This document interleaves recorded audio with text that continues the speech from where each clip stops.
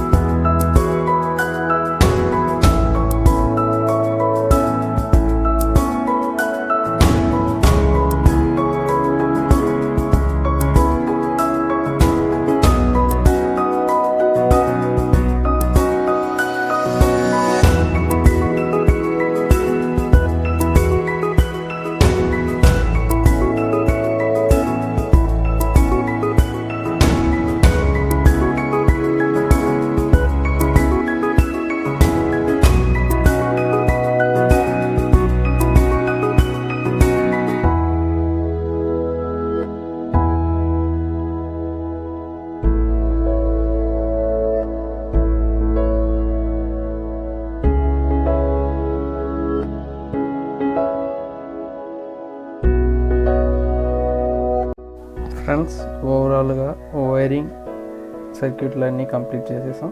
So పైన covers అన్నీ close చేసి టెస్టింగ్ చూద్దాం.